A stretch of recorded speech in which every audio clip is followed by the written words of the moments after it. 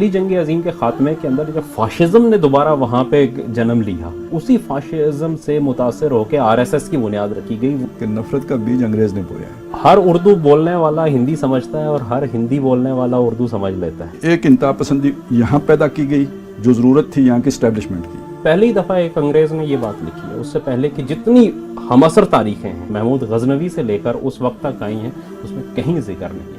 اور آپ کو پتہ ہے مولانا مودودی نے شروع میں جو ہے نا جہاد کشمیر کے حوالے سے بھی بات کی تھی، یہ کوئی جہاد کرنے کے طریقے نہیں ہے جو آپ نے جس طریقے سے شروع کر دیا ہے۔ اور ایک تیسرا فیس ہے جو ہندوؤں کے لیے ہے، وہ سردار ولبھ بھائی پٹیل کا ہے، اور اصل فیس وہی ہے۔ آپ ہندو مت کو لے کے چلیں ہندوستان پر تو بنا سکتے ہیں، یہ پوری دنیا کی آئیڈیالوجی تو نہیں بن سکتی۔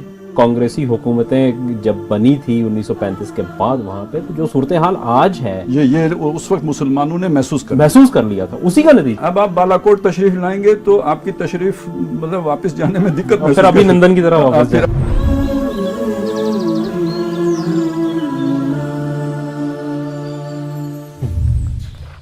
جی السلام علیکم ناظرین، میں ہوں فاروق سلطان اور آپ دیکھ رہے ہیں پروگرام تذکرہ و تبصرہ۔ آج ایک اہم موضوع پر ہم گفتگو کریں گے، اور ہمارے ساتھ ہمیشہ کی طرح متعب عزیز بھائی ہمارے ساتھ ہوں گے شریک گفتگو، اور محترم خالد محمود عباسی صاحب۔ میں آپ دونوں کو اس پروگرام میں خوش آمدید کہتا ہوں۔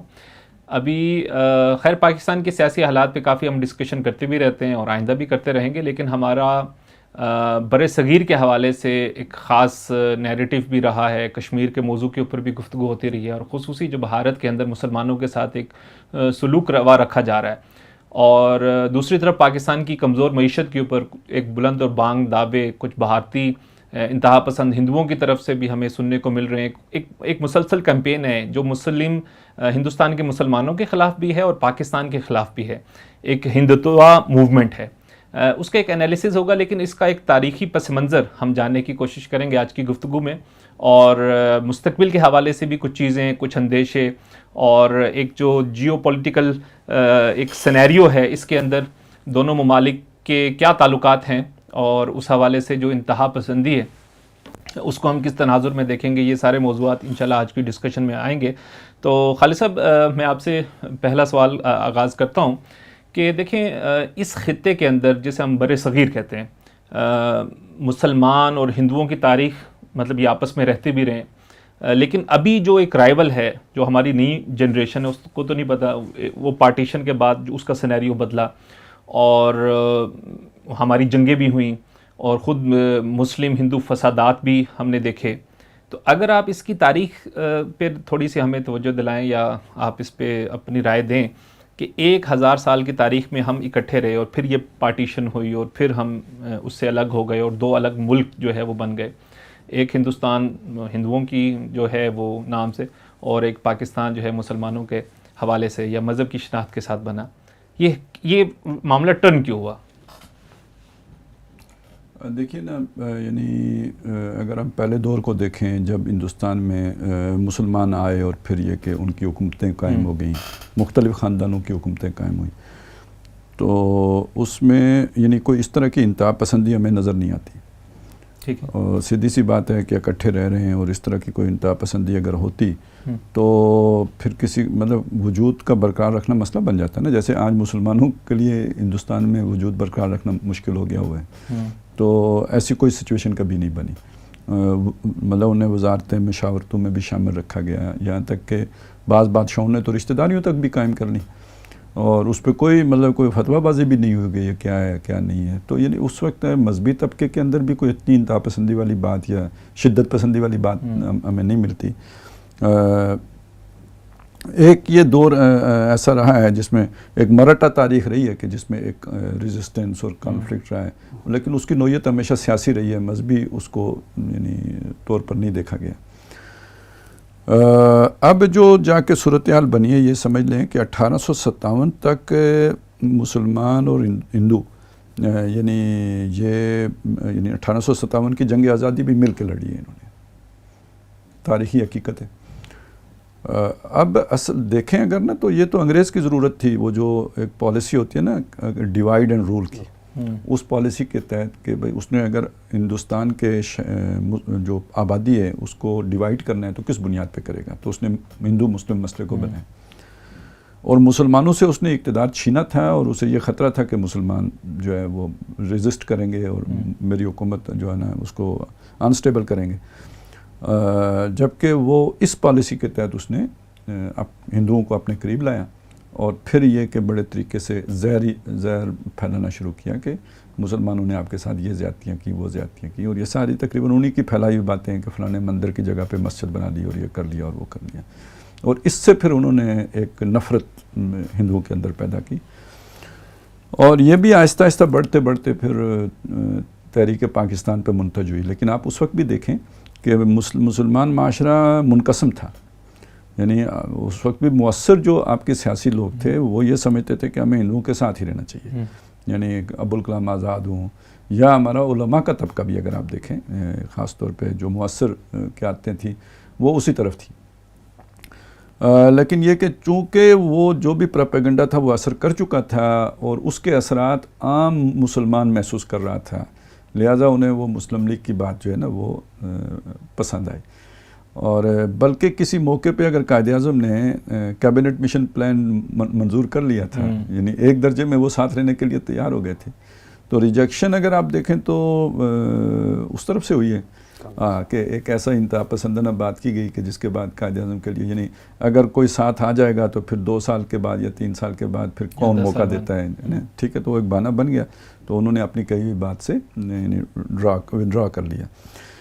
تو یعنی یہ جو نفرت کا بیج، مختصر آپ کے سوال کا جواب یہ بنا نا کہ نفرت کا بیج انگریز نے بویا ہے، کچھ چیزیں ہوتی ہیں جن کو پھر بڑھا دیا جاتا ہے، اور اس کے نتیجے میں یہ پھر ایک عمل کا رد عمل شروع ہوا، جب ایک طرف سے نفرت ہوتی ہے تو دوسرا فریق بھی نفرت کرتا ہے، اور انگریز کے جانے کے بعد چونکہ مسلمان یہ خطرہ محسوس کر رہے تھے کہ جس درجے پر اب جو ذہنیت بنا دی گئی ہے ہندوؤں کی، وہ ہمارے ساتھ انصاف نہیں کریں گے، اور وہ والا جو جسے ہمارا دور تھا ان کے لیے جب ان کا دور آئے گا تو ہمارے لیے ویسا نہیں ہوگا، اور ہم ہیں اقلیت میں، یہ اکثریت میں، تو اب تو جمہوری اصول پر حکومتیں بنتی ہیں تو وہ انہی کی حکومت بنے گی، اور جب انہوں نے منہ سے کہہ بھی دیا کہ جناب جب ایک دفعہ آپ ہمارے ساتھ آ جائیں گے، یعنی وہ جو ایک خطرہ یا خوف مسلمانوں نے محسوس کیا کہ ہماری شناخت کو بھی خطرہ ہوگا، ہمارے معاش کو بھی خطرہ ہوگا، ہمارے سیاسی حقوق بھی تلف ہوں گے، یعنی جو آج ہندوستان میں ہو رہا ہے اس کا اندازہ اس وقت ایک عام مسلمان کو بھی تھا، اور اس کو آواز دی پھر قائد اعظم نے، تو یہاں سے اب وہ جو منقسم ہو گیا، اور اس وقت تک تقسیم کا جو بھی ایک یعنی جو ظاہر جو چیز رکھی گئی تھی وہ یہ تھی کہ اس سے پرامن طور پر یہ دونوں اقوام آپس میں رہیں گے، یعنی تقسیم کوئی لڑنے کے لیے نہیں ہوئی تھی کہ آپ نے 65 کی جنگ لڑنی ہے اور 71 کی جنگ لڑنی ہے اور پھر ہمیشہ لڑتے رہنا ہے، تقسیم اس لیے ہو رہی تھی کہ یہ پرامن حل ہے ہندو مسلم مسئلے کا، ٹھیک ہے نا، وہ ہندو مسلم مسئلہ پیدا تو ہو گیا، اب اکٹھے رہنا یعنی ایک خیال تھا یہ کہ ممکن نہیں ہے، اس کے لیے منقسم کرنا ضروری ہے، تو یعنی اپنی اپنی جگہ پہ دونوں امن سے رہیں، یہ تھا اس کا وہ۔ اب یہ تو وہ کتابی بات تھی نا، اب جنہوں نے تقسیم کیا تھا ان کی اپنی مرضیاں تھیں جو آگے پھر سامنے آئیں، مطلب پاکستان آپ بنا رہے تھے لا الہ الا اللہ کے لیے، اور علامہ اقبال کی خواہش بھی یہی تھی، اور قائد اعظم کی بھی ہم مانتے ہیں یہی ہوگی، ان کے ساتھ جو کچھ اور لوگ بھی تھے چند ایک جن کی یہ ہو سکتی ہے، لیکن عظیم اکثریت تو ایسی نہیں تھی نا جو لیڈرشپ میں تھی، وہ تو اپنی جاگیروں کے تحفظ کے لیے پاکستان حاصل کرنا چاہ رہے تھے۔ باقی یہ ہے کہ انگریز کیوں، اگر انگریز نہ چاہتا تو نہیں بن سکتا تھا، انگریز نے بھی چاہا کہ بن جائے، تو وہ کیوں اس نے چاہا، اس کی اپنی سوچ ہو سکتی ہے، اس کا اپنا ایجنڈا ہوگا۔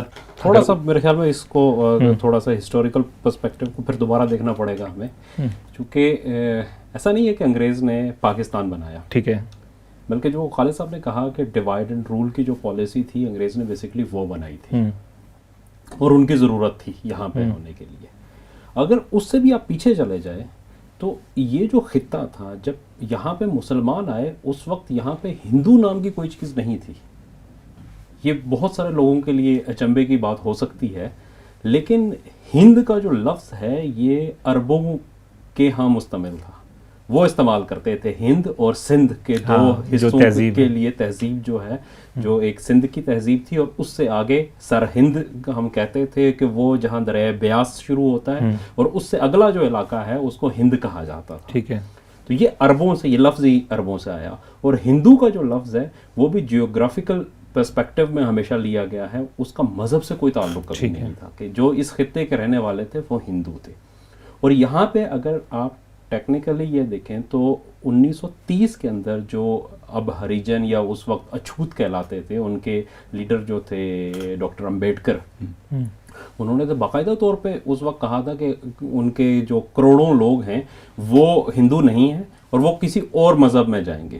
اس میں خود انہوں نے بعد میں جو ہے نا وہ مسلمانوں کے لیے ان کے ساتھ انہوں نے بہت ساری جو ہے کیا کہتے ہیں نشستیں رکھی، مختلف علماء سے ملے اور ان سے کہا کہ اسلام میں مساوات ہے تو ہم ادھر آنا چاہتے ہیں. لیکن پھر اس کی خیر ایک الگ وہ تھی کہ انہوں نے یہ کہا کہ یہاں پہ بھی اس طرح کی مساوات نہیں ہے. وہ کہتے ہیں کہ جو مذہبی طبقہ ہے یہاں پہ بھی اسی طریقے سے وہ جو برہمن والا کانسیپٹ ہے وہ یہاں پہ بھی پایا جاتا ہے. ان کے تناظر میں انہیں جو نظر آیا اس وقت، پھر خود ڈاکٹر امبیڈکر جو ہیں وہ انہوں نے جو بدھ مت اختیار کر لیا تھا وہاں پہ.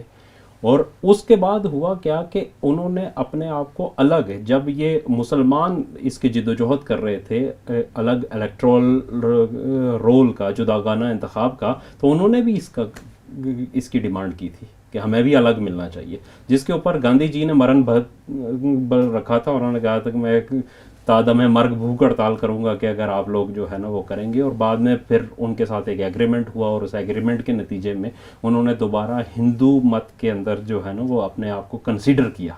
آج بھی جو ہریجن ہیں وہ بھی آپ اگر دیکھیں مذہبی طور پہ تو وہ تو مندروں کے اندر ان کا داخلہ آج بھی منع ہے، آج بھی وہ نہیں ہو سکتے. تو یہ مذہبی معاملہ تھا نہیں. یہ اس چیز کو مطلب بڑا کلیئرلی کہ مسلمانوں کے، ہندو اور مسلم کی کبھی لڑائی نہیں رہی. یہاں پہ جو لڑائی تھی وہ ہمیشہ سیاسی لڑائی تھی. ڈاکٹر صاحب نے اپنا خالد صاحب نے ابھی ایک ذکر کیا کہ جب مرہٹے آئے تو انہوں نے یہاں پہ جو ہے ہندو مسلم کی ایک رام راج کا سب سے پہلا نعرہ جو ہے نا مرہٹوں نے لگایا تھا اس سرزمین کے. لیکن وہ بھی اتنی سیاسی لڑائی تھی. مزے کی بات یہ ہے کہ اگر آپ اس کو دیکھیں تو مرہٹا جو فوج تھی اس میں جو توپ خانہ تھا اس کا انچارج ابراہیم گاردی تھا جو ایک مسلمان تھا. اور احمد شاہ ابدالی جب اس کے مقابلے میں پانی پت کی تیسری لڑائی میں آیا تو ان کی سپلائی چین کا جو کمانڈر تھا وہ ایک ہندو تھا. تو یہ چیزیں جو ہے نا جس طریقے سے بعد میں انگریزوں نے اس کو ہسٹوریکل جو ہے نا وہ کنفلکٹ پیدا کیا، یہ کبھی بھی نہیں رہا. شیوا جی جس کو بہت آج کل ہندو میں جو مہاراشٹر کے اندر جو ہے نا مہاراشٹر لیڈر اسے مانا جاتا ہے اور اس کو کہا جاتا ہے، شیوا جی کی افضل خان جو مسلمان اس کے ساتھ ان کے جتنے مار کے ہوئے تو شیوا جی کے جتنے ساتھی تھے وہ جن 3 لوگوں کے نام آتے ہیں وہ تینوں مسلمان تھے، اور افضل خان کے ساتھ جانے والے 3 لوگ جو تھے وہ تینوں ہندو تھے. تو یہ صورتحال تھی کہ یہاں پہ ہندو مسلم کی وہ جو یہ اس سے مطلب جتنی بھی اس کی مثالیں ہیں، مطلب ہندوستان کی تاریخ میں جو بڑی بڑی لڑائیاں ہیں، ہلدی گھاٹی کی ایک لڑائی جو بہت مشہور مانی جاتی ہے جو راجہ مان سنگھ اور اکبر کے درمیان ہوئی وہاں پہ. تو اکبر کا جو ہے وہ جو کمانڈر ان چیف ہے وہ ایک ہندو ہے، اور دوسری طرف جو ہندوؤں کی فوج ہے اس کا کمانڈر ان چیف ایک مسلمان ہے. تو اب میدان میں لڑنے والے دونوں جو ہے وہ ہندو مسلم الگ ہیں، اور جو پیچھے ان کے جن بادشاہوں کے لیے وہ لڑ رہے ہیں وہ دونوں دوسرے مذہب سے رہیں. تو یہاں پہ یہ کبھی تقسیم تھی ہی نہیں. اس لیے جب انگریزوں نے کریٹ کیا تو انہوں نے سب سے پہلے ہسٹری کو ڈسٹارٹ کیا، اور ہسٹری کو ڈسٹارٹ کر کے ایک ایسی تاریخ بنائی کہ جس کا حقیقت سے کوئی تعلق نہیں، بائسڈ اور یا ڈسٹارٹڈ، مطلب وہ ظاہر فساد برپا کرنا. مطلب ایک چیز محمود غزنوی کے لیے کہا گیا کہ اس نے سومناتھ کا مندر توڑا، ہمارے ہاں بھی لوگ بڑا استعمال کرتے ہیں اسے، لیکن وہ کہتے ہیں کہ پہلی دفعہ ایک انگریز نے یہ بات لکھی ہے. اس سے پہلے کی جتنی ہم عصر تاریخیں ہیں جو محمود غزنوی سے لے کر اس وقت تک آئی ہیں اس میں کہیں ذکر نہیں ہے. صرف اتنا ذکر ہے کہ جب وہاں پہ لڑائی ہوئی گجرات کاٹھیوار کے اندر تو جو سومناتھ کا مندر تھا اس کو بھی نقصان پہنچا وہاں پہ جو منجنیقوں سے گولہ باری میں، اور محمود غزنوی نے باقاعدہ طور پہ اس کو دوبارہ اس کی جو ہے نا مرمت کروائی وہاں پہ، اور اس کے اوپر جو کیا کہتے ہیں اس کے لیے جو گاؤں تھے جن کا محصول جو ہے نا اکٹھا ہو کے اس کے چلیں وہ مقرر کیے وہاں پہ. اور پھر راستے میں اگر آپ دیکھیں تو محمود غزنوی جب غزنی سے چلا ہے تو اسے گجرات کے ساحل تک جانے میں جتنا طویل عرصہ لگا، راستے میں ہزاروں کے حساب سے مندر تھے تو کسی مندر کو نہیں. خود بدھا کے مجسمے جو غزنی سے بالکل ساتھ میں بامیان میں تھے وہ ابھی طالبان نے آ کے توڑے ہیں، اس وقت وہ بھی قائم تھے. تو یہ ساری جو چیزیں ہیں یہ بنائے گی. اورنگزیب عالمگیر کے بارے میں یہ کہا گیا کہ اس نے مندر توڑے, لیکن جتنے مندروں کے بارے میں خود ہندو جو رائٹرز ہیں ان کی کتابیں لکھی ہوئی موجود ہیں, اور اس وقت کی دستاویزات آج بھی آرکائیو کا حصہ ہیں کہ جس میں ہزاروں مندروں کو باقاعدہ طور پہ وہاں کیا گیا, ان کے لیے وظائف مقرر کیے گئے وہاں پہ لوگوں کو. اور اورنگزیب کا بڑا مشہور قول تھا, اس نے وہ کہا کہ میں کسی کو اس سے کسی جب وہ خصوصاً جو فتاوی عالمگیری کے جب تدوین ہو رہی تھی تو اس وقت کسی عالم نے کہا اس سے کہ جی آپ نے فلاں فلاں فلاں فلاں ہندوؤں کو بڑے عہدے دے دیے ہیں, تو اس نے کہا کہ میں عہدے اہلیت کی بنیاد پہ دیتا ہوں, مذہب کی بنیاد پہ نہیں دیتا. یہ اورنگزیب کا قول ہے جو اس کے اوپر, تو اس کو بھی بنا کے تو یہ وہاں تک اس کو لے کے آئے. اس کی جو شکل تھی وہ ہمیں اس وقت ہی نظر آنا شروع ہو گئی تھی جب 1857 سے آگے چلنا شروع ہوا. مطلب انہوں نے اسٹریٹجی تو بنائی نا کہ اس کو ان کا اتحاد انہیں کرنا چاہیے تھا, ان کی ضرورت تھی, اس کے بغیر تو وہ رہ ہی نہیں سکتے تھے. انہوں نے دیکھ لیا تھا کہ 1857 کی دیکھیں. اچھا اس میں بھی ایک 1857 کی جو جنگ تھی اس میں جو بادشاہ بنایا گیا وہ بہادر شاہ ظفر کو بنایا گیا تھا, اور جو بہادر شاہ ظفر کے لیے جو اس کا خراج تحسین لکھنے کے لیے یا اس کو جو پہلا خط جو اسے لیا انڈیپینڈنٹ کا, وہ وہی مرہٹا جو لیگیسی تھی جسے وہ تھا اس کا جو اس وقت کا تھا, میرے ذہن میں اس وقت نام نہیں آ رہا, وہ پہلا خط اس کا تھا جس نے اسے شاہ ہندوستان کر کے جو ہے نا مخاطب کر کے اس نے لکھا. اسی طرح مطلب یہ تو خیر بہت ہو جائے گی سکھوں کے اس کو, لیکن اہم پوائنٹس ہیں, اور میرے خیال سے یہ چیزیں واقعی ہماری ڈسکشن میں بھی نہیں ہوتی, اور بس ایک اصل میں اب جہاں تک ہم پہنچ چکے ہیں کیا ہندو کیا مسلمان نا, اس میں یہ چیزیں بہت عجیب معلوم ہوتی ہیں. بالکل یہ سر وہ آپ کو یاد ہوگا کہ وہ ایک ان کے ایک آرگنائزیشن ایک سیٹ اپ ہے, وہ کافی والنٹیئرز ہیں فیکٹ چیکر کے نام سے. تو وہاں جو ایک ابھی بھی اسی طرح کا پروپیگنڈا پہلے انگریز کرتے تھے, اب وہ انتہا پسند ہندو کرتے ہیں, اور جو بائسڈ یا خاص کسی ایجنڈے کے لوگ ہیں, اور اس طرح کی بے بنیاد جسے کہتے ہیں نا بہتان بازی, اور اس کے اوپر نیریٹو بلڈ کرنا. وہ ایک جیسی باتیں ہیں جو ادھر یہ ہندو انتہا پسند پھیلاتے ہیں, ادھر ویسٹ میں جو وائٹ سپریمیسی کی تحریک چلا رہے ہیں نا وہ بھی بالکل دونوں کی باتیں. وہاں پہ بھی اب حالات ان کے لیے بھی بڑے تنگ ہیں. اگلے دن جو خبریں آئی ہیں فیکٹ چیکر کے حوالے سے, جتنے بھی صحافی انڈیا میں کام کر رہے ہیں ان خبروں کی وہ تصدیق کرتے ہیں, ان کے حوالے سے جو فیک پروپیگنڈا کیا جا رہا ہے اس کو کاؤنٹر کیا جاتا ہے. تو سر میں آپ کی طرف آتا ہوں کہ دیکھیں یہ بات تو چلیں ایک ہم نے ایک کنسائز ہسٹری کو تو دیکھ لیا, اس کے اوپر نظر دوڑا. ہمیں کانگریس ایک بہت منظم پارٹی لگی, کانگریس ایک سیکولر چہرے کے ساتھ آئی, اس کے اندر ایک ان کا جو بیانیہ تھا جس پہ ہمارے بہت سے مسلمان لیڈر اور بڑے ٹاپ کے لیڈرز, ابوالکلام ہیں, پھر ہمارے جمعیت علماء ہند حسین احمد مدنی, اس طرح کے بہت سے لوگ جو ہیں ان کے ساتھ شریک بھی ہوئے اور بڑے اہم عہدوں تک بھی وہ کانگریس میں رہے. سیکولر چہرے کے ساتھ انڈیا آیا کہ ہم جو ہے یہاں پر اقلیتوں کا, اور سب سے بڑی اقلیت کیا تھی یا دوسری بڑی اکثریت کہہ لیں مسلمانوں کی ہیں, ہم ان کے حقوق کا خیال رکھیں گے. یہ سیکولر چہرہ تھا ہندوستان کا جب ہندوستان اور پاکستان کی پارٹیشن ہوئی. اس سارے عرصے میں جو 70-75 سال گزرے, یہ سیکولر سے مودی تک کا سفر, اگر یہ آپ بتا دیں کہ یہ شفٹ اور یہ پیراڈائم یہ چینج کیسے ہوا, یا یہ چہرہ پہلے ہی یہ تھا؟ اصل میں یہ ذرا تھوڑا ٹھنڈے طریقے سے سمجھنے کی ضرورت ہے, سمجھائیں پھر. اور اس میں تھوڑا سا اپنا دل بھی بڑا کرنا پڑے گا, سیدھی بات ہے, اس کے بغیر یہ چیز سمجھ میں نہیں آتی. ٹھیک ہے, اس میں اس نقطہ نظر کو چھوڑو جس نقطہ نظر کے تحت ہم نے پاکستان بنایا تھا.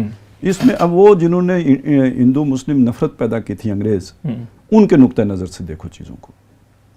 1857 کے بعد ایک طرف انہوں نے یہ نفرت کے بیج بوئے, 1857 ہی کے بعد انہوں نے کمیشن بٹھایا کہ بھائی کیوں یہ ریزسٹنس موومنٹ اٹھی ہے, کیوں آزادی کی تحریک اٹھی ہے.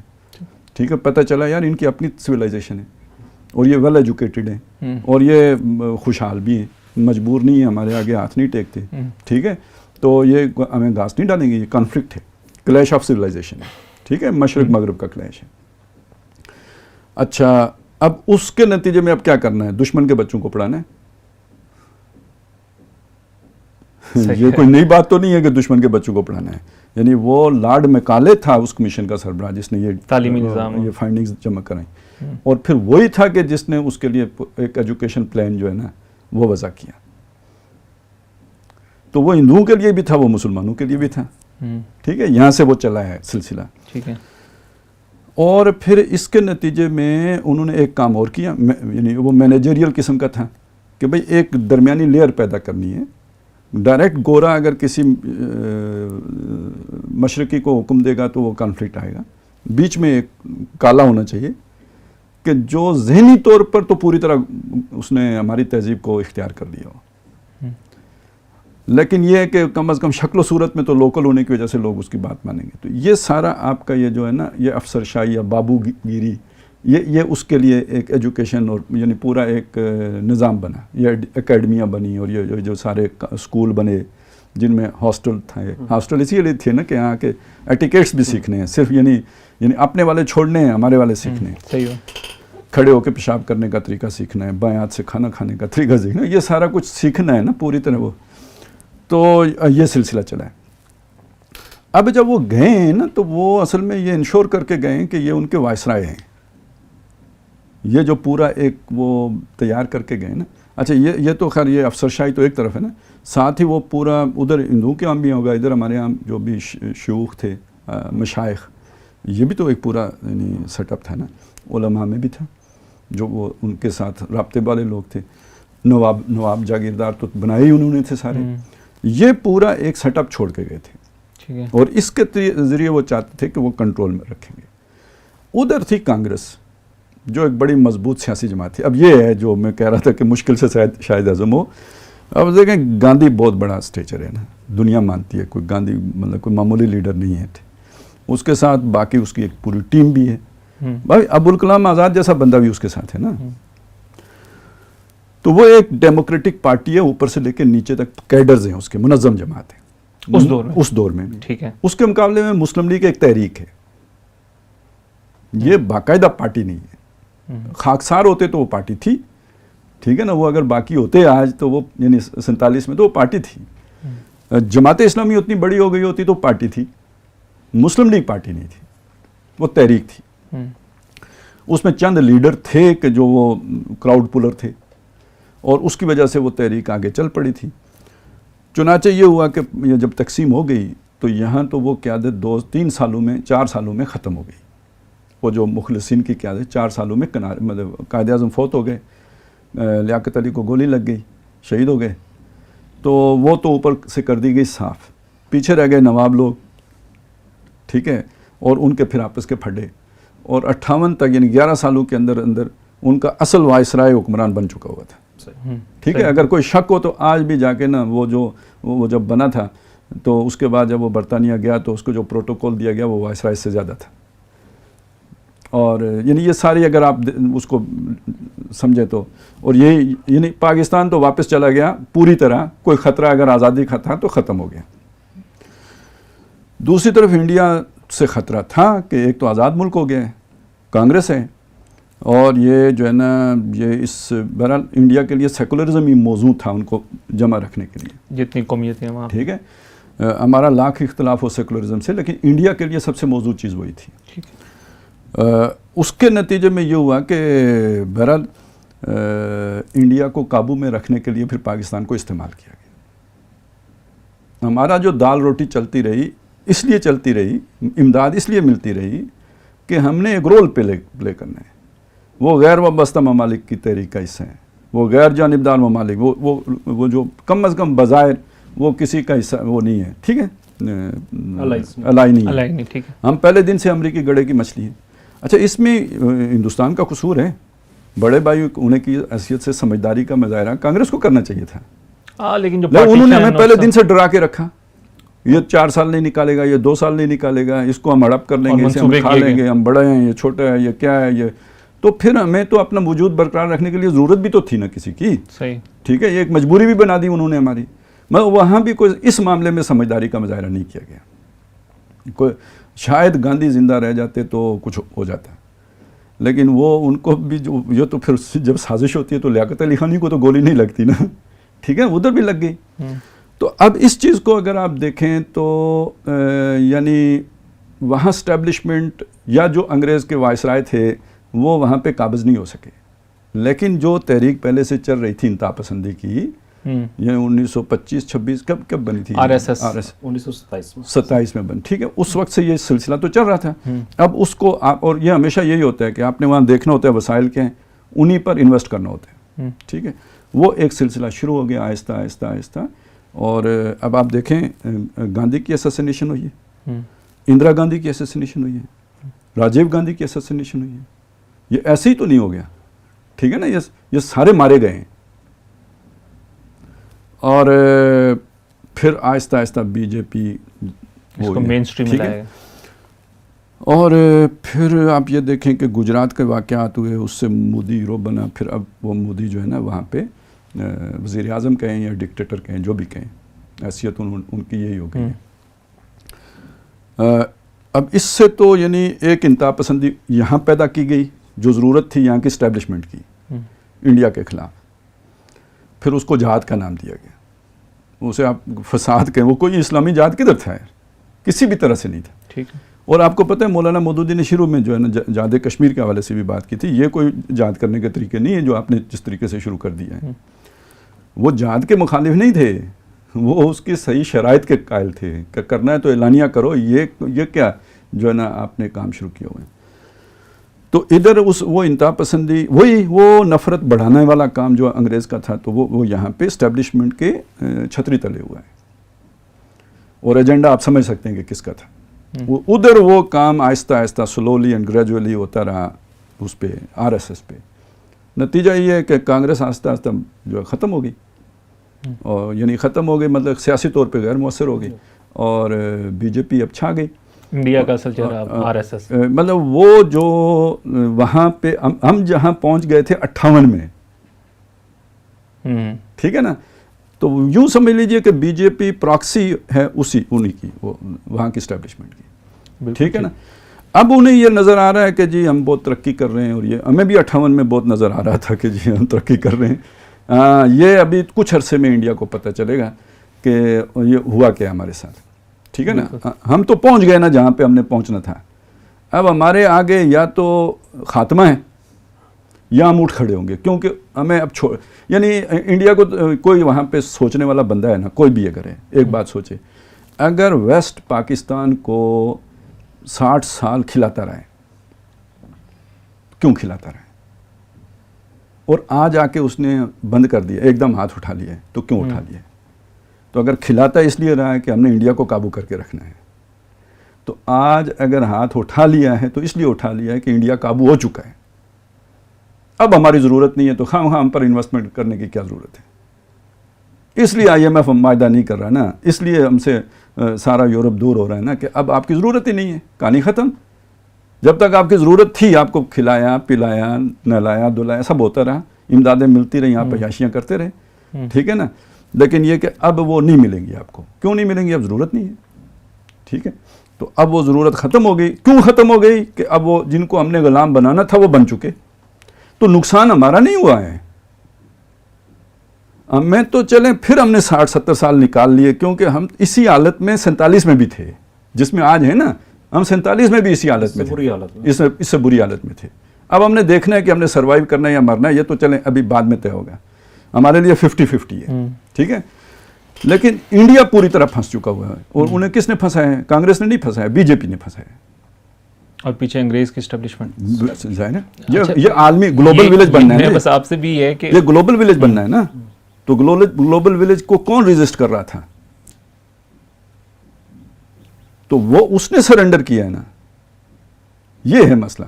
تو یہ اسٹیبلشمنٹ کا ایک پرانا تعلق ہے آر ایس ایس سے, جس ہم عالمی اسٹیبلشمنٹ. میں جو تھوڑی سی بات جو ہے نا, چونکہ آپ نے انتہا پسندی کی بات کی تھی, تو انتہا پسندی کی ایک پیرل پوری ہسٹری ہے, ٹھیک ہے. دیکھیں کانگریس جب بنی ہے 1885 میں, تو وہ ایک انگریز نے بنائی تھی, اور اس کا بنیادی مقصد یہ تھا کہ لوگوں کو یہ باور کرایا جائے کہ حکومت سے, بلکہ اس کی بڑی وہ تھیوری ہے کہ وہ نے کہا کہ یہاں کے لوگ کوئی بات ہوتی ہے تو وہ لڑنے مرنے پہ اتر آتے ہیں, تو انہیں ذرا یہ دیا جائے, طریقہ سکھایا جائے کہ بھائی یہ احتجاج پورا من احتجاج کے ذریعے بھی مانا جاتا ہے. اور جو پہلا احتجاج تھا وہ انگریزوں نے کیا تھا یہاں پہ. وہ ہوا ایسا تھا کہ ایک انگریز کا کیس جو ہے وہ دیسی مجسٹریٹ کے سامنے پیش ہوا. اس نے کہا میں تو نہیں پیش ہوتا اس کے اوپر, تو یہ کیسے ہو سکتا ہے کہ میں جناب ایک ہندوستانی مجسٹریٹ کے سامنے پیش ہو جاؤں, اور وہ مجسٹریٹ اور میں اس کے سامنے جو ہے نا اپنا ملزم کی حیثیت سے پیش ہوں. تو اس نے انکار کر دیا. اس نے انکار کیا تو مجسٹریٹ نے سزا سنا دی. اس سزا کے خلاف یہاں پہ برِ صغیر میں جو رہنے والے انگریز تھے انہوں نے سب سے پہلا پروٹیسٹ کیا, ٹھیک ہے. اور وہ پروٹیسٹ کامیاب ہوا, مذاکرات ہوئے, اور اس کے بعد اس سے یہ پہلی دفعہ ہوا کہ اس کو ایگزامپل کے طور پہ کوٹ کیا جاتا رہا کہ جی یہ صرف یہ حال نہیں ہے کہ آپ کو اگر کہیں ہے تو آپ بندوق اٹھائیں یا چھری اٹھائیں اور کسی پہ حملہ کر دیں، یہ ایسے بھی ہو جاتا ہے. تو یہ پہلی دفعہ مطلب انگریزوں نے لائے اسے. لیکن ہوا یہ کہ جب کانگریس تھوڑا سا چلی نہ آگے تو اس کے اوپر جو انتہا پسند ہندوؤں کا ایلیمنٹ تھا وہ آہستہ آہستہ اسے گرپ کرنا شروع کر دیا اس نے. اور 1907 میں یہ ہسٹری موجود ہے، اس کو چیک کیا جا سکتا ہے کہ 1907 میں کانگریس 2 حصوں میں بڑھ گئی تھی. ایک حصہ جسے جو ہے نا وہ لبرل کانگریس کہا جا سکتا تھا، اور دوسرا حصہ وہ تھا جسے ایکسٹریمسٹ کانگریس کہا یا مذہبی کہہ لیں. اس کے اندر جو اور لال بال پال 3 جو ہے نا وہ لیڈرز تھے جو ہندوؤں کے اندر. تو ان لوگوں نے اچھا یہ تینوں جو ہے نا وہ ہندو مہاسبھا کے کارکن تھے، جو ہندوؤں کی ایک ایکسٹریمسٹ تنظیم پہلے سے موجود تھی، یہ اس کے کارکن تھے اور یہ کانگریس میں آئے تھے اور انہوں نے بالآخر کانگریس کے اوپر اپنا غلبہ وہ کیا. پھر یہ چلتا رہا 2007 سے اپنا 1907 سے لے کر یہ 1914 تک کانگریس 2 حصوں میں. پھر ان کا ایک پیچ اپ ہوا اور اس کے اندر کچھ جو رولز طے ہوئے اور پھر کانگریس جو ہے نا وہ واپس شامل ہوئی. اچھا جب واپس شامل ہوئی تو پھر اس کے بعد جو لبرل عناصر تھے وہ جب آئے تو ان کی وجہ سے یہاں پہ مسلمانوں کا جداگانہ انتخاب جو ہے اس کو انہوں نے تسلیم کر لیا. 1916 کا جو معاہدہ ہے جو لکھنؤ پیکٹ کہلاتا ہے اس کے اندر یہ مان لیا گیا کہ مسلمانوں کا انتخاب الگ ہوگا. مسلمان اپنے لیے جو رولز اور ریگولیشنز ہیں وہ خود بنائیں گے، ہندو اپنے لیے خود بنائیں گے، اور اسی طریقے سے جو ہے نا وہ چلتا رہا 1939 تک. خیر اس کی ایک طویل ہے، لیکن ہندو مہاسبھا اس کے ساتھ چلتی رہی. پھر جب ویسٹ کے اندر پہلی جنگ عظیم کے خاتمے کے اندر جب فاشزم نے دوبارہ وہاں پہ جنم لیا اور وہ پاپولر ہوا تو یہاں پہ بھی اسی فاشزم سے متاثر ہو کے آر ایس ایس کی بنیاد رکھی گئی، وہی جو ہندو ایکسٹریمسٹ تنظیمیں تھی. اور آر ایس ایس یاد رکھیے گا کہ آر ایس ایس جو ہے وہ سیاسی تنظیم نہیں رہی تھی، اس کا سیاسی چہرہ جو ہے نا ہمیشہ کانگریس رہا. وہ اپنے آپ کو کہتے تھے کہ ہم ویلفیئر کی تنظیم ہیں، ہم ہندوؤں کے لیے ویلفیئر کرتے ہیں، ان کو منظم کر رہے ہیں، ان کے لیے شاخائیں ان کی بنتی تھی، وہاں پہ کھانا دیا جاتا تھا، وہاں پہ لوگوں کو ٹریننگ دی جاتی تھی، ان کو وہ منظم کیا جاتا تھا. لیکن کبھی بھی اسے نہیں. اور آر ایس ایس کا جو لیڈر تھے کئی ایسے تھے کہ جو کانگریس کے ساتھ تھے اور وہ جو ہے نا ہمیشہ یہ کہتے تھے کہ ہم ذاتی حیثیت میں جو ہے نا وہ کانگریس کا ساتھ دیتے ہیں، آر ایس ایس کی بنیاد کے اوپر نہیں تھے. اور یہ 1947 تک ایسے ہی چلتا رہا. اور یہاں پہ یہ ہے کہ کہا گیا کہ جب مطلب جو قائد اعظم کی بھی اس کے بارے میں یا مسلم لیگ کی جو اس وقت کی قیادت تھی وہ یہ کہتی تھی کہ جو فیس ہے نا وہ 3 فیس ہیں کانگریس کے. ایک فیس ابوالکلام آزاد اور حسین احمد مدنی کا ہے، یہ مسلمانوں کے لیے ہے. ایک فیس گاندھی کا ہے اور نہرو کا ہے، یہ فیس ہے لبرلز کے لیے جو مسلمان یا اس کے اندر ہیں. اور ایک تیسرا فیس ہے جو ہندوؤں کے لیے ہے، وہ سردار ولبھ بھائی پٹیل کا ہے. اور اصل فیس وہی ہے، اسی کے حق میں جو ہے نا طاقت کا مرکز وہ ہے. اوپر یہ رہتے ہیں، ان کو بظاہر جو ہے نا ساری چیزیں قائد اعظم نے شو پی جو کہا گیا کہ یہ اسے. اور ایگزیکٹلی 1947 میں ہوا بھی ایسے ہی، جیسے غالب صاحب نے کہا کہ گاندھی کو اسیسنیٹ کر دیا گیا. اور اس وقت کی جو پوزیشن تھی، یہ جو آپ کہہ رہے تھے نا کہ کیوں ہوا پاکستان میں، پاکستان کے پاس ایک چوائس جو بھی اس سے پہلے کے معاملات تھے اس میں پاکستان بن گیا اور تسلیم کیا کانگریس نے. ایسا نہیں ہے کہ پاکستان کوئی زبردستی مسلط ہو گیا تھا، بلکہ میوچل ایگریمنٹ کے تحت ہوا تھا انہوں نے. لیکن پاکستان کے ساتھ ہوا گیا کہ جو دیسی ریاستیں تھیں یہاں پہ ہندوستان کی جو گورنمنٹ بنی اس نے قبضے کرنے شروع کر دیے. وہی اپنا اصل چہرہ اور اصل چہرہ تو خیر چلیں اسے ہم نہیں کہتے، ہم یہ کہتے ہیں کہ جو بھی اس کا تھا کہ انہوں نے سب سے پہلے ناانصافیاں اور کہ جیسے مطلب جہاں آپ کا جو داؤ چلا اس کو آپ نے کر لیا. آپ نے جوناگڑھ نے پاکستان سے اتحاد کا اعلان کیا تو آپ نے کہا کہ نہیں اس کی جو ہے نا وہ آبادی ہندو ہے تو لہٰذا اس کو جو ہے نا وہ نہیں کیا. آپ نے کیا ہوا تھا کہ جو راجہ فیصلہ کرے گا وہ ہو گیا. کشمیر کے اندر جو ہے نا آپ نے چینج کر دیا، آپ نے کہا کہ نہیں راجہ کا فیصلہ ہے تو وہ حتمی ہے. حیدرآباد میں الگ رہنے کی بات کی تو آپ نے اس کے اوپر پولیس ایکشن کیا اور اس کو کنٹرول کر لیا. آپ نے مشرقی جو پاکستان ہے اس کے ساتھ لگنے والی جو سلٹ کے ساتھ کی جتنی ریاستیں تھیں ان ساری کے اوپر قبضہ کیا, جو اب جو ہے نا 7 سسٹر اسٹیٹس کہلاتی ہیں انڈیا کی, یہ چھوٹی چھوٹی ریاستیں سب کے اوپر آپ نے بزور قوت قبضہ کیا. تو اس قبضے کے نتیجے میں یہ ہوا کہ پاکستان کے لیے ظاہر سی بات ہے کہ سروائیول تھا, کہ اگر ہم نے رہنا ہے تو پھر ہمیں کچھ کرنا پڑے گا, ادروائز تو. اور پھر وہ پورے طور پہ جتنی بھی ہندو قیادت تھی سوائے گاندھی کو چھوڑ کر, تو وہ سارے یہی کہہ رہے تھے کہ پاکستان کو تو یہ تو چند دن کی بات ہے, اس کو واپس ہم نے جو ہے نا وہ ہڑپ کر جانا ہے. اور پھر آپ کے جو وسائل کی تقسیم تھی اس کے اندر آپ نے رکاوٹ کی, جو وہاں سے فسادات شروع ہوئے اس وقت, اس کا اتنا بڑا وہ تھا کہ مطلب آپ یہ دیکھ لیں کہ 1 ملین سے زیادہ لوگ جو ہے نا وہ مشرقی پاکستان سے جو ہے نا انہیں مغربی پاکستان کی طرف زبردستی دھکیلا گیا. جو یو پی اور سی پی سے آئے, دہلی سے آئے, وہ تو اکثریت ایسی تھی جو اب ولنگلی آئے ہیں, لیکن جو بہار میں اس سے پہلے فسادات ہوئے اور ان کو دھکیلا گیا, اور ایک بالکل نوزائیدہ قسم کی مملکت جو چند دن پہلے وجود میں آئی ہے جس کے پاس وسائل کی انتہائی قلت ہے, وہ اتنی بڑی 10-12 لاکھ لوگ اگر وہاں پہ باہر سے آ جائیں تو ان کو سنبھالنا آج کے دور میں بھی بہت ایک بڑا مشکل کام ہے. تو اس وقت سوچیں تو ظاہر سی بات ہے جب پاکستان کے لیے سروائیول ایشو تھا تو اس نے اس وجہ سے پاکستان جا کے اس نے سینٹو اور سیٹو کا اگر وہ ممبر نہ مانتا تو اس کے پاس اور کوئی چوائس نہیں تھی آپشن. اور یہاں پہ یہ چیز جو ہے, یہ ڈاکٹر صاحب نے ایک واقعہ بیان کیا نا, جب وہ اسلامی جمعیت طلبہ کے ناظم اعلیٰ تھے تو انہوں نے پرائم منسٹر جو ہے نا اس وقت پاکستان میں محمد علی بوگرا تھے شاید, ان سے ملاقات کی اور انہیں مطلب یہ بتایا کہ جی آپ کیوں سیٹو اور سینٹو کے رکن بنے ہیں, اور یہ ساری بات ہوئی.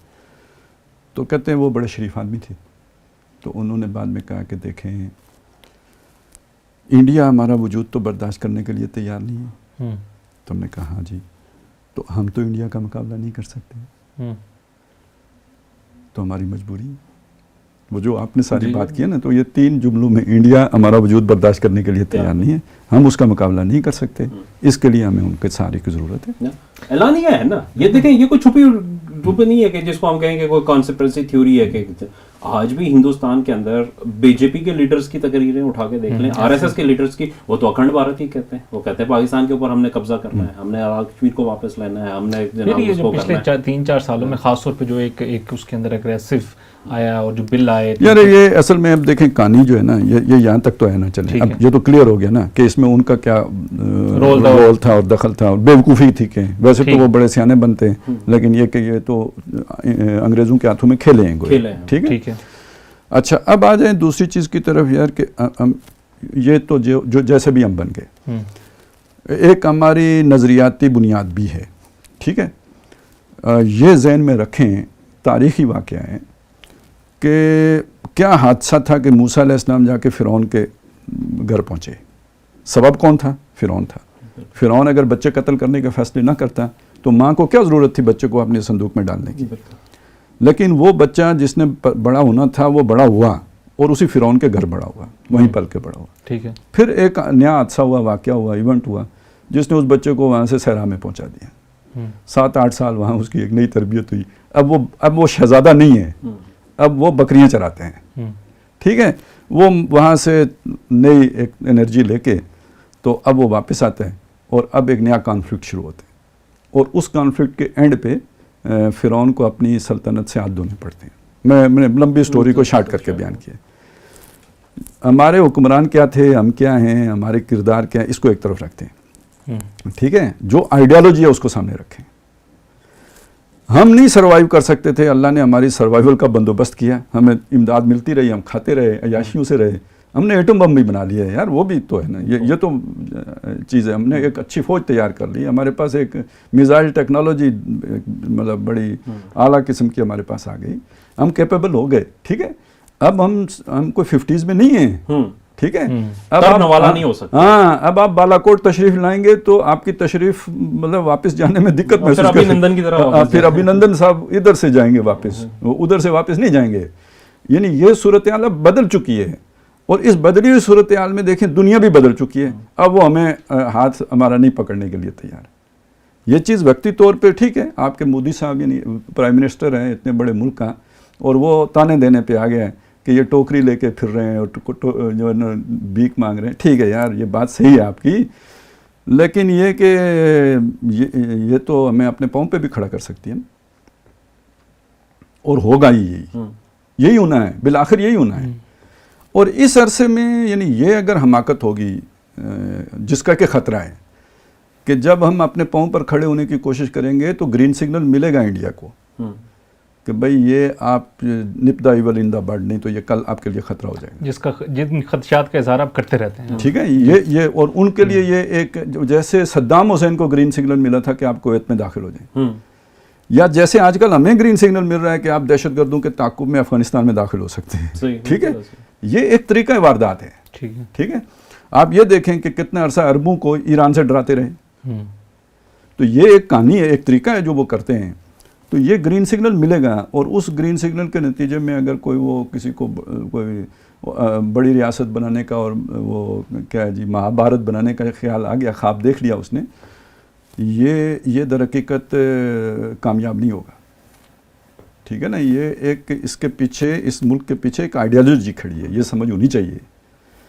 اور یہ بھی پتہ ہونا چاہیے کہ ٹھیک ہے وقتی طور پر ہو سکتا ہے بہت ساری عزیمت بھی اٹھانا پڑے، وقتی طور پہ آپ بڑے علاقے پہ قبضہ بھی کر لیں، لیکن اب دنیا میں ریزسٹنس طریقیں اٹھتی ہیں. افغانستان میں 20 سال کے بعد امریکہ کو نکلنا پڑا ہے، حالانکہ سپر پاور اور مقابلہ. یہ بھی ممکن ہے کہ ہمارے ان معاشی حالات میں ایک وقت میں ہماری لیڈرشپ مجبور ہو کے تو وہ ایٹمی کانٹا بھی نکالنے کے لیے تیار ہو جائے، لیکن یہ کہ وہ سارا نہیں نکل سکتا. یہ تو امریکہ کے صدر نے کہا کہ بے قاعدہ نظام ہے، تو بے قاعدہ نظام ہے تو کہاں ڈھونڈو گے؟ تو آپ نے کوئی مطلب اس طرح کا ایڈونچر کر لیا اور اچانک کہیں وہ جیسے تابوت سکینہ آ گیا تھا طالوت و جالوت کی جنگ میں، تو کوئی ٹوکرا اٹھا کے آ گیا تو پھر کیا بنے گا؟ بلکہ خالد صاحب میں ایک اور چیز اس پہ ایڈ کرنا چاہوں گا کہ دیکھیں ہماری سب سے ویک پوزیشن جو تھی نا وہ 1970 کی تھی. جی 1965 کی جنگ سے ابھی ہم جو ہے نا وہ ابھر نہیں سکے تھے. ملکی سیاسی حالات جو ہے نا وہ بہت تھے، اندرونی تیرے مارشل لا کا سامنا تھا، لوگ اگتائے ہوئے تھے، ساری چیزیں ہونے.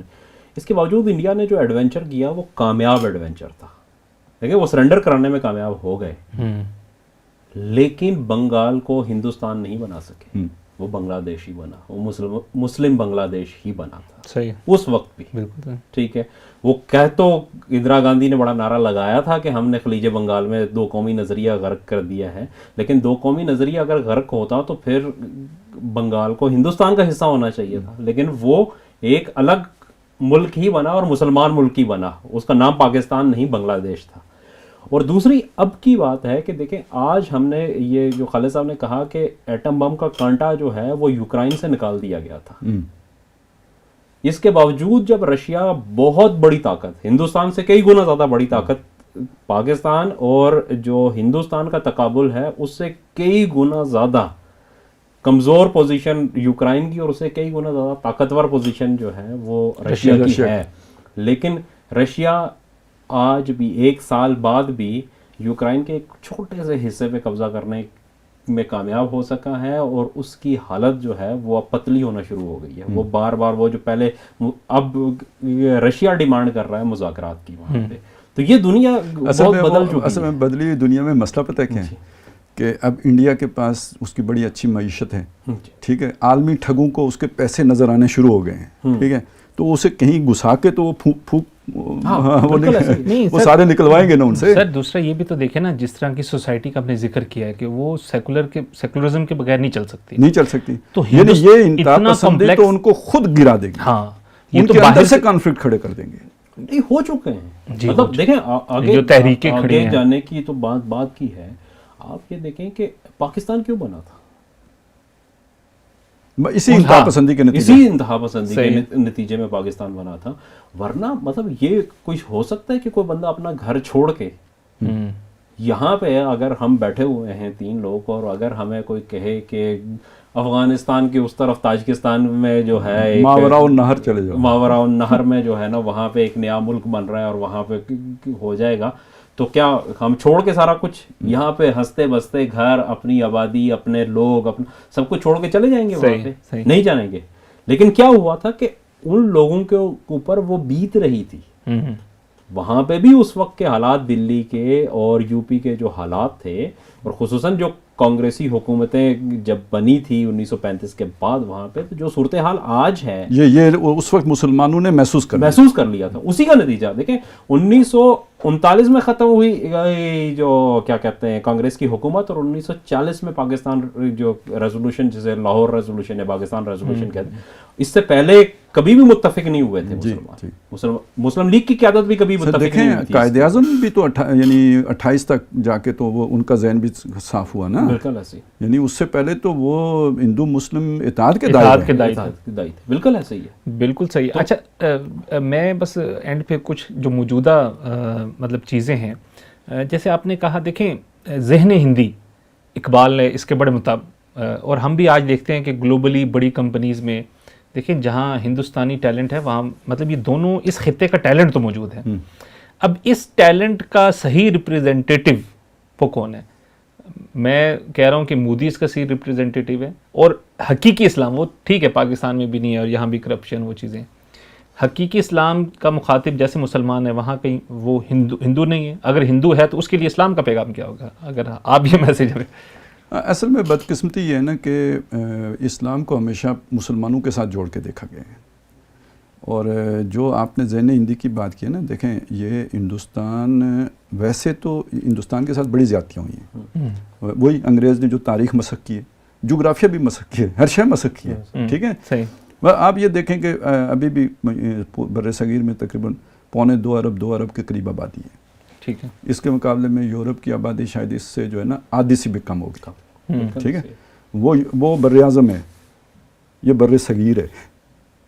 یعنی بر عظیم بھی نہیں کہا، صغیر ایک چھوٹا. ٹھیک ہے، یہ مطلب سب کانٹیننٹ ہے. سب کانٹیننٹ کا یہ صغیر والا ترجمہ بھی ٹھیک نہیں ہے. ٹھیک ہے، تو خیر چلیں یہ ہو گیا. یہ تو چلیں ہم نہیں کیا ہوگا. اعظم کے ساتھ صغیر، ہاں اعظم کے ساتھ چلیں عظیم کر دیتے ہیں، لیکن اعظم کے ساتھ صغیر کیا، یعنی یہ تو بس اصغر ہی ہو گیا نا. ٹھیک، میں فرق بتا رہا ہوں. ٹھیک ہے، رقبے میں کیا ہے، بس یہی ہوگا نا. چلیں وہ 3 گنا بڑا ہوگا یورپ، یہ اس سے 1 تہائی تو ہوگا نا، تو اس سے صغیر تو نہیں ہو جاتا نا. یہ کیا ہے، تاریخ مسخ کی ہے. ایک اور بہت بڑی تاریخ مسخ ہوئی ہے، وہ یہ ہے کہ دیکھیں فلسفہ اور علم و حکمت کا گہوارہ ہندوستان رہا ہے. تہذیب بھی پرانی ہندوستان کی ہے. انہوں نے یونان بنائی. وہ یونان کے فلسفی کیا چیزیں تھیں یار ہندوستان کے مقابلے میں. ٹھیک ہے، تو مطلب وہ گوتم بدھ کب کی شخصیتیں، اور گوتم بدھ کے فلسفے کے مقابلے میں افلاطون کیا چیز ہے. تو یہ بھی بڑی زیادتیاں ہوئی ہیں. یہ تو خیر ہندوستان کے ساتھ ہی نہیں ہوا، ایران کے ساتھ بھی ہوا ہے، مصر کے ساتھ بھی ہوا ہے. تو یعنی ہندوستان ایک اس کا ایک مقام مرتبہ دنیا میں ہمیشہ رہا ہے. اور اسی حوالے سے وہ ذہن ہندی والی ایک بات اقبال نے کی تھی. اچھا پھر یہ بھی ہے کہ ہم ہندو کو یا ہندو مت کو شرک کے ساتھ ہی جوڑ کے دیکھتے ہیں، لیکن اب اس کے اعلیٰ ترین سطح پہ ہمیشہ توحید کی بات بھی رہی ہے. اور اس توحید، بلکہ ایک رائے یہ بھی ہے کہ یہ جو ہے نا یہ ابراہیم علیہ السلام ہی کہ وہ جو صحف ابراہیم ہے نا، اسی سے یہ بگڑ کے یہ صورتیں بنی ہیں جو بھی اس وقت ان کے یہاں جو واللہ عالم. ہم اسے یقین کے ساتھ تو نہیں کہیں، لیکن کچھ چیزیں ملتی تو ہے نا، جو جیسے ادھر یہودیوں کے یہاں ہیں، ادھر ان کے یہاں ہیں. وہ رنگ کا مسئلہ ایک ہے، گائے کا مسئلہ ہے، پھر یہ کہ وہ جلانا، وہ جیسے وہ جو مجرم کو سزا دے کے اچھوت بنانا، وہ سامری کو جیسے اچھوت بنا دیا تھا. تو یہ کچھ چیزیں ہیں واللہ عالم کیسے ہیں. اور یہ بت پرستی جو ہے نا ابراہیمی مذہب میں آئی ہے، مکے میں آ گئی تو ادھر آ گئی، تو کیا اس میں وہ اچھمبے کی بات ہے. یہودیوں نے بھی ڈیمانڈ کر دی تھی کہ جیسے ان کے بت ہیں ایسے ہمارے بھی بنا دیں. تو وہ تو خیر انسان کی ضرورت ہوتی ہے نا کہ خدا کو سامنے ہو، خدا تو پوجنا آسان ہوتا ہے، اندیکھے کو پوجنا ذرا مشکل ہوتا ہے. تو اس کے تحت وہ بت عام لوگوں کے لیے بنائے گئے تھے، لیکن خاص لوگ تو وہ جو امیجن کر سکتے ہیں ان کے ہاں توحید رہی ہے. ماؤست بھی در حقیقت وہ شرک کی شکل بن گئی، لیکن اصل میں تو توحید کے شوق میں وہ شکل بنی نا. آپ وجود کی وحدت چاہتے ہیں تو اس سے وہ ایک شرک کی صورت آپ نکل آئی. خیر کہنا میں یہ چاہتا تھا کہ ہندوستان کا ایک بیک گراؤنڈ ہے، اور اچھا برہمن کے بھی ایک ہے ذہن ہندی میں. پھر برہمن ایک اپنا ایک مقام رکھتے ہیں. ان کے لیے جو سوٹیبل آئیڈیالوجی بنتی ہے. دیکھیں آپ ہندو مت کو لے کے چلیں, ہندوستان پر تو وہ بنا سکتے ہیں اگرچہ کہ امکان نہیں ہے, لیکن چلیں اگر فرض کریں آپ وہ بھی جائیں, یہ پوری دنیا کی آئیڈیالوجی تو نہیں بن سکتی ظاہر ہے, جبکہ دنیا گلوبل ویلیج ہے تو وہاں آپ ایک اکیلا یہ ملک لے کے بیٹھیں گے, یہ تو اب نہیں ہو سکتا نا. ظاہر ہے ایسے ہی ہے. وہ آئیڈیالوجی جو گلوبل ہو سکتی ہے, کم از کم وہاں سوچنے والے لوگ تو سوچیں نا. چلیں وہ مودی جی تو نہیں سوچیں گے, اور ان کے یوتھیاز بھی نہیں سوچیں گے, بھگت ٹھیک ہے وہ بھی نہیں سوچیں گے, لیکن یہ کہ وہاں کا کوئی جن کو اللہ نے عقل دی ہے, یا چلیں بھگوان نے عقل دی ہے یا رام نے عقل دی ہے, وہ سوچے نا کہ بھئی دنیا کی گلوبل آئیڈیالوجی کون سی ہو سکتی ہے. اور دیکھیں ہم یہ بات کہتے ہیں, وہ اسٹڈی کرنے کی بات ہے, ریسرچ کرنے کی بات ہے. ہمارا دعویٰ یہ ہے کہ اسلام ہے, ٹھیک ہے, اس میں یہ ہم ناکام ریاست ثابت ہو چکے ہوئے ہیں ابھی تک 75 سالوں میں. جس مقصد کے لیے ہمارا مقصد یہی تھا, یہ ہم نہیں پورا کر سکے. انہیں اگر پوری دنیا پہ چھانا ہے نا, تو ذرا اس آئیڈیالوجی کا تو مطالعہ کریں نا. یہ انہیں دنیا کا بادشاہ بنا سکتی ہے, ان کا ٹیلنٹ بھی ہے, پوٹینشل بھی ہے. اور اس صورت میں پاکستان تو پکے ہوئے پھل کی طرح ان کی جھولی میں آ کے گرے گا, بلکہ افغانستان بھی گرے گا, بلکہ پورا عالم اسلام آ گرے گا. تو سوچنے اصل میں تو جیسے آپ نے پتہ نا احتجاج کرنے کا ایک طریقہ انگریز نے سکھایا تھا کہ یہ بھی ہے. تو بھئی دنیا اب ہتھیاروں سے تو نہیں فتح ہو سکتی. اب مارکس کا نظریہ پوری دنیا میں کیسے پھیل گیا تھا, ٹھیک ہے, والٹر اور روسو نے آ کے ہندوستان کو بھی قبضے میں کر لیا اس کے نظریات نے. تو ہندوستان سے اگر یہ نظریہ اسلامی نظریہ اٹھتا ہے تو وہ تو اس کا یہ پوٹینشیل ہے کہ پوری دنیا پہ چھائے, ٹھیک ہے. اور اسی میں نے اس وقت ہندوستان کی فوز و فلاح وہ اصل میں اسلام کے ساتھ وابستہ ہے, ہندو مت کے ساتھ نہیں. ہندو مت اسے جہاں پہنچا سکتا تھا وہاں پہنچ چکا, اور یہ تباہی کی جگہ ہے. سیکولرزم بھی اب مزید انڈیا میں نہیں چل سکتا. یہاں تک تو لے آئی کانگریس, لیکن اب آگے سیکولرزم کے لیے کوئی گنجائش نہیں ہے. جس درجے کی انتہا پسندی پیدا ہو چکی ہے نا, اسے کوئی مذہبی بارش ہی اب کنٹرول کر سکتی ہے. وہ سیکولرزم اس کی آبیاری نہیں کر سکتا. تو میری سمجھ میں تو یہ, باقی بات تو آپ کو بڑی عجیب لگی ہوگی کہ بھئی ان کو یہ, لیکن ہمارا تو دیکھیں نا اسلام کی دعوت تو عالمی ہے. یہ کوئی مسلمانوں کی اجارہ داری نہیں ہے اس پہ, صحیح ہے, بلکہ مسلمانوں کی یہ ذلت و خواری اس لیے ہے کہ انہوں نے اسلام کے ساتھ بے وفائی کی ہے. اور اسلام کی تاریخ یہ ہے کہ اسے جب پرائے لوگ اڈاپٹ کرتے ہیں نا, وہ اس کے زیادہ جانساری کرتے ہیں اس کے لیے. عربوں کو پہ آیا, لیکن اسے دوسرا جو عروج دیا وہ تو ترکوں نے دیا نا. وہ تو بعد انہوں نے پہلے ٹھکائی کی اور پھر وہی مسلمان ہو گئے. تو پاسباں مل گئے کعبے کو صنم خانے سے, تو صنم خانہ ان سے بھی مل سکتے ہیں. بالکل صحیح. بس کنکلوڈ کرتے ہیں مطابق, بس آخری بات آپ سے کہ وہ کہتا ہے نا مسلمان کو مسلمان کر دیا طوفان مغرب نے, تو یہ طوفان مودی کیا برکات لائے گا دونوں ممالک کے لیے؟ دیکھیں میرے خیال میں تو اس کی اب بہت گنجائش ہے کہ دونوں طرف کے لوگ تھوڑا سا باہر نکل کے نا, جو خول ہیں, جو سٹیٹس کو کے بنائے ہوئے خول ہیں, ان سے ذرا باہر نکل کے سوچیں ایک دوسرے کو. خالد صاحب ابھی بات کر رہے تھے یورپ کی, تو پچھلے دنوں ہم ایک جگہ ڈسکشن میں بیٹھے ہوئے تھے, تو وہاں یہ بات ہوئی لینگویجز کے اوپر تھی کہ دنیا کی بڑی بڑی زبانیں. تو پتہ چلا کہ عربی واقعتاً سب سے بڑی زبان ہے, لیکن اس کے بعد جو دوسری بڑی زبان ہے وہ اردو یا ہندی ہے. پوری دنیا میں بولنے والے جس کی تعداد سب سے زیادہ ہے, یا جس کو لوگ سمجھتے ہیں. اور یہ زبان جو ہے اقوام متحدہ کے چارٹر پہ ہی موجود نہیں ہے. وہاں پہ چائنیز بھی ہے, وہاں پہ اسپینش بھی ہے, وہاں پہ فرینچ بھی ہے, وہاں پہ انگلش بھی ہے. لیکن یہ اس لیے نہیں ہے صرف ان دونوں کے جھگڑے کی وجہ سے کہ وہ اردو ہے یا ہندی ہے. یہ آج تک یہ تسلیم نہیں کر سکے, جبکہ یہ ہر اردو بولنے والا ہندی سمجھتا ہے اور ہر ہندی بولنے والا اردو سمجھ لیتا ہے. تو اس کا صرف ایک اسکرپٹ کا ایشو ہے, رسم الخط انہوں نے بدل لیا, وہ بدل لیا. اور یہ بھی وہ رسم الخط تھا جو ٹوڈرمل سرکار کے دور سے اکبر کے ہاں جو پٹواریوں کی زبان میں جو لکھی جاتی تھی وہی دیوناگری میں ہی اس وقت لکھی جاتی تھی, اور وہی تھا جو اردو ہندی تنازع بنا. لیکن بہرحال خیر وہ ایک تاریخی پرسپیکٹو کو چھوڑ دیں تو یہ ہو سکتا. مجھے ایک بات یاد ہے, میں آپ کی بات کہ یہ اردو کے بارے میں ہم نے تو یہی پڑھا نا کہ یہ لشکری اردو اس کا ترکی کا لفظ ہے اور یہ لشکری زبان ہے، تو جو حملہ آور آتے تھے تو ان کی وہ اس سے یہ بنا ہے، یہ وغیرہ وغیرہ. لیکن ایک اور بھی اس کا وہ ہے تحقیق ہے کہ یہ اردو جو ہے یہ کوئی نہ عربی سے بنی ہے، نہ ترکی سے بنی ہے، نہ فارسی سے بنی ہے. اس کا جو اوریجن ہے وہ ہند کو ہے. ٹھیک ہے نا. یہ جو کشمیر اور یہ جو اس کے پیچھے کیا ہماچل پردیش ہے جی، اس کا جو پہاڑی علاقہ ہے، اور ادھر یہ جو ہماری طرف یہ سارا ہزارہ اور یہ جو اس ایریے میں جو ہند کو بولی جاتی ہے، یہ اس اردو کا اوریجن ہے. تو تھا تو اپنا ہی، لیکن یہ کہ پھر رفتہ رفتہ اور ہو گیا. وہ کہیں سے ہو گئے. تو کہنے کی بات یہ ہے کہ یہ ایک جو ہے محرومیت.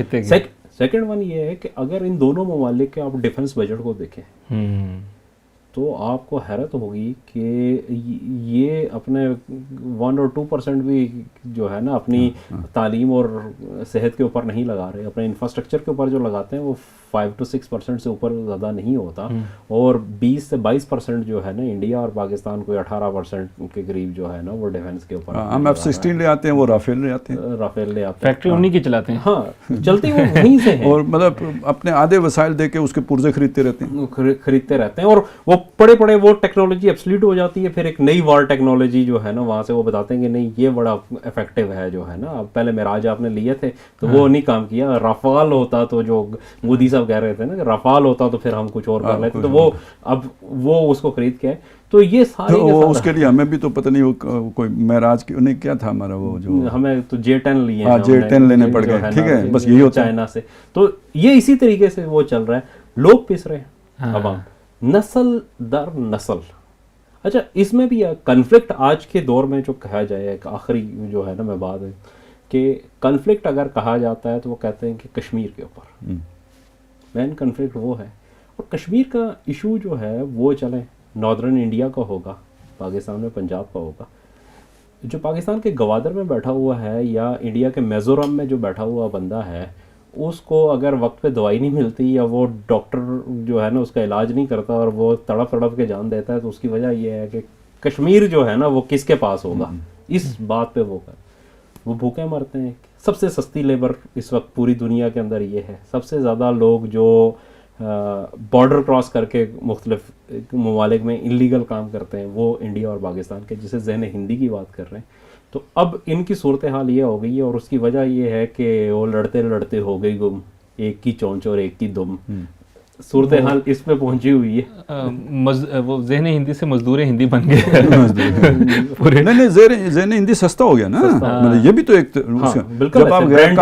جب آپ غیر قانونی طور پہ کسی ملک میں داخل ہوں گے تو آپ اس کا مطلب آپ کے حقوق تو وہاں نہیں ہیں. ایک غلام کی حیثیت سے کسی کے گھر جا کے گھس جائیں گے، وہ اپنی مرضی کی تنخواہ دے گا آپ کو. یہی ہوگا نا. تو اسی لیے تو وہ اصل میں وہ فیسیلیٹیشن بھی ہو رہی ہوتی ہے، تبھی تو آپ کہیں پہ جا کے تو اسی لیے ہو رہی ہوتی ہے کہ بندہ سستا مل رہا ہے. اور بہرحال خیر یہ دیکھیں اب کیسے ہوگا، پورامن طریقے سے ہوگا یا ہم نے لڑ کے تو عقل پانی ہے کوئی پتہ نہیں. لیکن یہ کہ اگر ایٹمی جنگ ہو گئی تو پھر بچیں گے بھی یا نہیں. لڑ کے تو عقل نہیں آ سکی. مطلب اب تو یہی امید کی جا سکتی ہے کہ کوئی تھوڑا سا سوچنے کی کوشش کر لیں تو ہو سکتا ہے آ جائے. لڑ کے تو نہیں آئے. بہت شکریہ. ایک اہم موضوع پر آپ کی اچھی آراء سامنے آئیں اور سے بحث جو ہے وہ تاریخی پس منظر اور موجودہ حالات و واقعات پہ کیا. تو میں شکر گزار ہوں مہتاب بھائی آپ کا، خالد محمود عباسی صاحب آپ کا، اور ناظرین کے لیے بھی ایک یہ ٹاپک تھا جو بہت سا فیڈ بیک آ رہا تھا کہ ایک ڈیٹیل ڈسکشن اس پہ کی جائے. تو آج سامنے آئی ہے. اس پہ آپ لوگوں کا کیا فیڈ بیک ہے، ہمارے ناظرین اس کے بارے میں کیا سوچتے ہیں؟ آپ کی آراء بھی ہمارے لیے قیمتی ہوں گی. ہم اس آراء کو بھی اپنے پروگرام میں شامل کریں گے. آپ کا فیڈ بیک ہم تک پہنچ سکتا ہے. ہمارے سوشل میڈیا کے ایڈریسز ہیں، وہاں آپ اپنا فیڈ بیک دے سکتے ہیں. اگلے پروگرام تک کے لیے ہم تینوں حضرات کو اجازت دیجیے کہ پھر ملاقات ہوگی. السلام علیکم.